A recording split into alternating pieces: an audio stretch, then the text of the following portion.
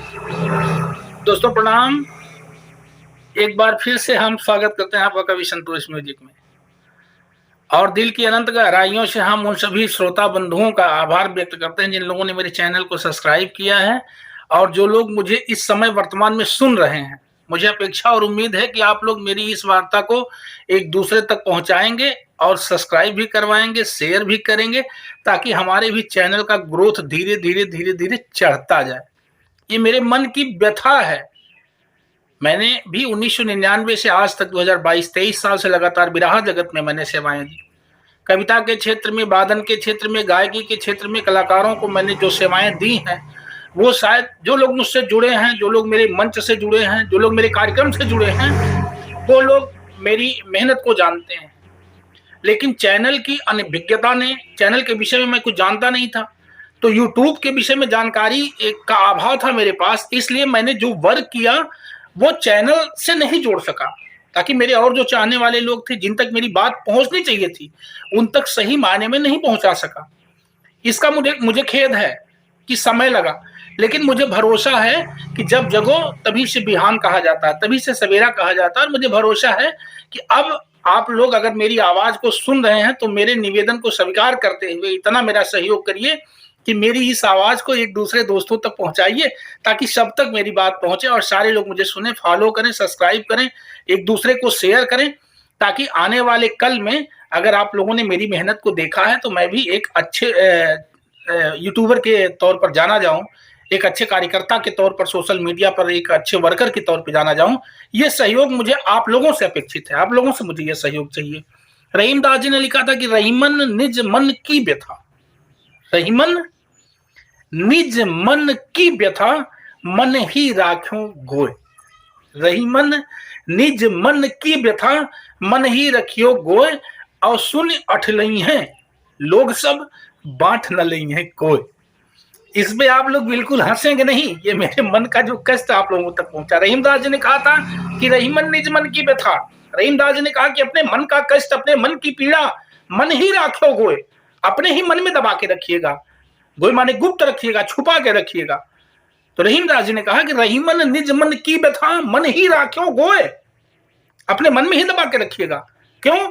सुनी अठलई हैं लोग सब। ये कलयुग का प्रभाव बता रहे थे रहीमदास जी। उन्होंने कलयुग का प्रभाव बताया कि इस समय देश में कलयुग का प्रभाव इतने चरम पर है कि आने वाले कल में जब कोई आपका कष्ट सुनेगा, आपकी पीड़ा सुनेगा, जानेगा कि आप समस्या में हैं, तो सुनी अठलई हैं, मजा लेंगे और बांट ना लेंगे। कोई बांटेगा नहीं, कोई आपकी पीड़ा को बांट नहीं सकता है, लेकिन सुनने के बाद लोग अठलाएंगे, मजा लेंगे। इसलिए रहीमन निज मन की व्यथा मन ही राख्यो गोय, अपने मन में ही अपने मन का कष्ट दबा करके रखिएगा। ये रहीमदास जी ने कहा था।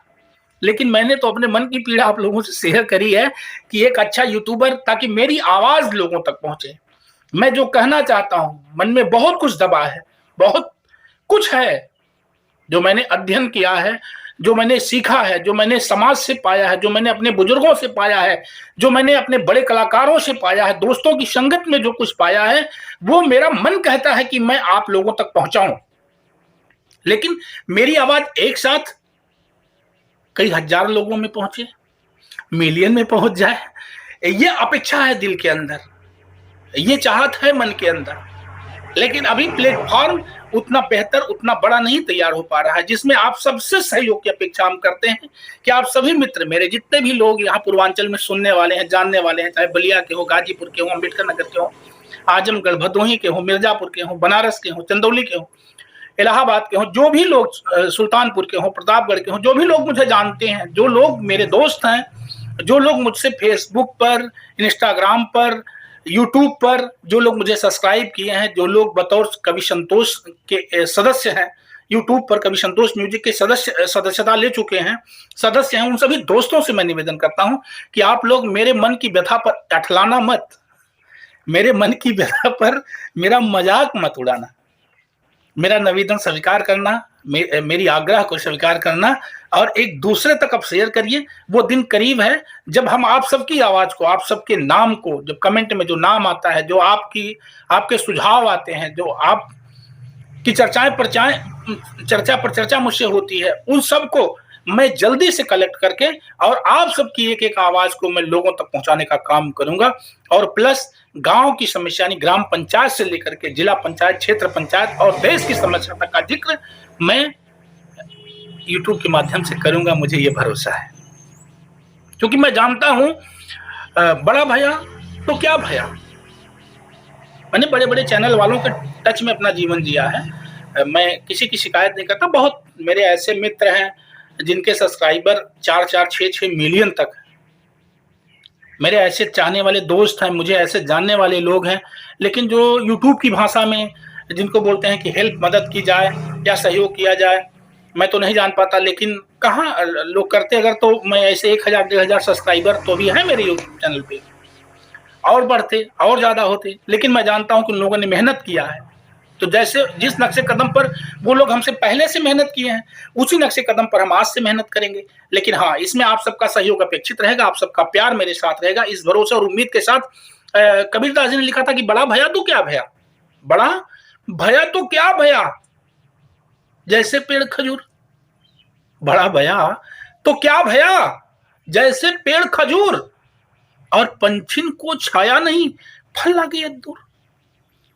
कबीरदास जी ने लिखा था कि बड़ा भैया तो क्या भैया, अगर बहुत बड़े आप कलाकार हो गए, बहुत बड़े आप कवि हो गए, बहुत बड़े आप यूट्यूबर हो गए, बहुत बड़े आप चैनल वाले हो गए, बहुत बड़े आप वक्ता हो गए, तो क्या भैया, इससे लाभ क्या। जैसे ताड़ खजूर, जैसे ताड़ का पेड़ देखिए, खजूर का पेड़ देखिए, बड़ा भारी हो जाता है, लंबा बहुत होता है, लेकिन पंछी को छाया नहीं, पंछियों के लिए छाया दे पाता है, नहीं दे पाता, फल लागे दूर, और उसका फल भी बहुत दूर लगता है। तो मेरी तो जो इच्छा है कि जो मेरे छोटे छोटे भाई लोग हैं, जो लोग छोटे छोटे मित्र लोग हैं, जो चैनल चला रहे हैं, अभी जिनको प्लेटफॉर्म सही ढंग से नहीं मिल पा रहा, आने के बाद जितना मैं सीख रहा हूं, ये सारी बातें, सारी चर्चाएं आप लोगों से हम इस पे यूट्यूब के माध्यम से और ऐसे ही बातचीत के माध्यम से शेयर करता रहूंगा। मेरे बड़े दिल अजीज मित्र हैं आदरणीय रामज्ञा भैया, बड़ा मजाकी मिजाज में जिया करते हैं, और वो भी सीमा पर है। विराह जगत में कविता भी लिखते हैं, अच्छे राइटर में हैं रामज्ञा भैया, और खास तौर से मधुर भैया, और मेरी मौसी हैं सरस्वती देवी, जो योशी कला मथुरा में टीचर हैं, और आदरणीय हमारे गुरुजी विराह व्यास गुरुजी, जिनसे मुझे बहुत कुछ सीखने को मिलता है। कुछ मेरे शिष्यों में से हैं, जैसे जीतूलाल हैं, और ओम प्रकाश दीवाना भैया हैं, और ऐसे आनंद कवि जी गाजीपुर हैं, और जवाहर फिल्म्स के आप गार्जियन कमलेश भैया हैं। तो आप लोगों से भी इस क्षेत्र में जो जानकारी मिलती है वो कहीं ना कहीं से बहुत ही अवर्णनीय है। कृष्णा कुमार सत्यार्थी हैं इलाहाबाद से। तो ऐसे तमाम मित्र मेरे चाहने वाले हैं, जो लोग मुझे इस मैटर पर, इस क्षेत्र में सुझाव भी दिया करते हैं, और सबका सुझाव मुझे बहुत वंदनीय है।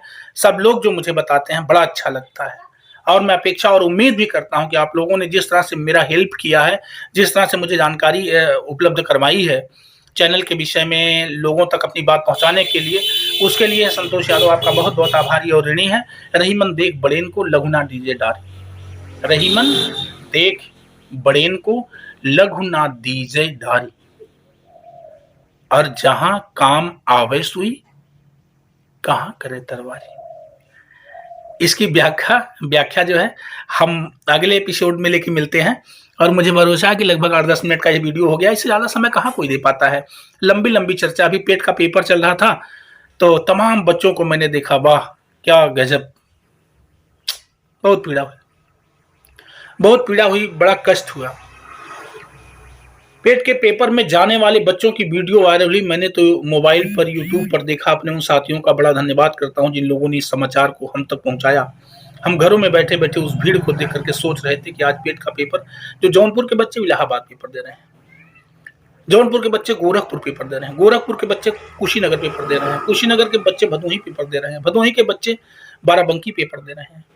इस तरह से पता है, अभी कल वाले पेपर में तो था 10 करोड़ रुपए का मुनाफा हुआ है राजकीय परिवहन को भाड़े से। 37 लाख बच्चों ने एग्जाम में पार्टिसिपेट किया है, हिस्सा लिया। उन नौजवानों की पीड़ा को अगर कहा जाए, उनके दर्द को कहा जाए, पेट का क्या मतलब है। ये वो पात्रता परीक्षा है जिसको पास किए बगैर आप लेखपाल नहीं बन सकते, चपरासी नहीं बन सकते, कंप्यूटर ऑपरेटर नहीं बन सकते, बाबू नहीं बन सकते। ये बाबू माई की परीक्षा मतलब उसकी योग्यता में बैठने के लिए समझिए परीक्षा आपको पास करनी है कि मैं ये बन सकूं, इसके लिए एग्जाम आपको देना है। ये मेरी समझ से जो सरकार का निर्णय रहा ये सर्वत्र गलत है। और इसके लिए सोचो मंत्री, विधायक, सांसद, मुख्यमंत्री, प्रधानमंत्री तक की डिग्री का कोई है मतलब ये इन कुर्सियों पर बैठने के लिए किसी के पास कोई डिग्री होनी चाहिए? क्या इसकी बाध्यता संविधान में है? नहीं। लेकिन BA, MA, BEd, TET, CTET, super TET, ये सारे एग्जाम्स पास करने के बाद भी अगर आपको लेखपाल बनना है, बीटेक करने के बाद भी आपको अगर एग्जाम लेखपाल बनने की इच्छा रखते हैं, आपको पेट पास करना है। तो मैं तो भाई पुरजोर खिलाफत करता हूँ इस एग्जाम का जो बच्चों के साथ अन्याय हुआ है। अभी देखिए रैलियों में जाने के लिए भी तमाम लोगों ने कहा भी, मैं भी सुना, मुझे अच्छा लगा कि कम से कम कुछ जिंदा दिल लोग आवाज दे रहे हैं। आवाज ये थी कि रैलियों में जाने के लिए बसों की व्यवस्था की जाती है, महिलाओं तक, जो रैली में सम्मिलित होने वाली महिलाएं होती हैं ना, उनको भी सुरक्षित उठा करके रैली स्थल तक ले जाते हैं और सुरक्षित उनके घर तक पहुंचाते हैं, उनको खर्चा वर्चा भी देते हैं, तो खाने का खर्चा भी देते हैं, भाड़ा देते हैं, दिहाड़ी तक दे करके लोग रैली में ले जाते हैं। उन महिलाओं को भीड़ इकट्ठा करने के लिए इतनी सुविधा और इम्तहान, पेट का इम्तहान दिलवाने के लिए बच्चों से किराया वसूला गया, फॉर्म भरवाए गए, फॉर्म की फीस लिए गए, 37 लाख बच्चों को एक जिले से दूसरे जिले तक दरबदर किया गया, दौड़ाया गया, परेशान किया गया, 1-2 बच्चों के मरने की खबर भी आई। सोचिए बहुत कष्टनीय रहा ये, बहुत पीड़ादायक मामला है ये। इसके लिए तो मैं भाई, मेरी आवाज अगर सरकार तक आप लोग पहुंचा रहे हैं तो मैं सरकार से आग्रह करूंगा, मैं निवेदन करूंगा कि इस एग्जाम को ब्रेक किया जाए, इस एग्जाम को रोक दिया जाए। ये बिल्कुल गलत लगा मुझे। तो आप सबका प्यार दुलार चैनल पर इसी तरह से बना रहे, आप लोगों का सहयोग अपेक्षित है। आप लोग जिस तरह से मेरा साथ दे रहे हैं, मेरा सहयोग कर रहे हैं, कहीं ना कहीं से ये है अवर्णनीय है और इसके लिए कवि संतोष आपका बहुत बहुत आभारी और ऋणी है। भरोसा और उम्मीद करता है कि आने वाले कल में एक बड़े प्लेटफॉर्म को तैयार करेंगे आप लोग मिलकर के।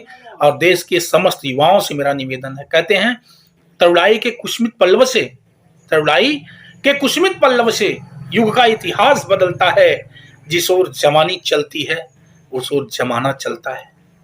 तो मुझे भरोसा है कि आप जितने नौजवान साथी मुझे सुन रहे हैं, मेरी बातों को अपने हृदय से अंगीकार करते हुए, अपने हृदय से लगाते हुए मेरी बातों को एक दूसरे तक पहुंचाने के लिए आप लोग शेयर करेंगे, सहयोग करेंगे, मदद करेंगे, ताकि कभी संतोष म्यूजिक एक बड़े प्लेटफॉर्म की तरफ तैयार हो और तब देश की समुचित जो समस्या है उस समस्या की जिक्र इस प्लेटफॉर्म से की जाएगी। आपकी आवाज बनेगा यह चैनल आने वाले कल में। इसके लिए मैं निवेदन करता हूं, आग्रह करता हूं कि आप लोग सहयोग करिए, शेयर करिए, एक दूसरे तक पहुंचाइए। नेक्स्ट डे एक दूसरे विषय पर हम वीडियो लेकर के मिलते हैं जल्दी। प्रणाम, नमस्ते।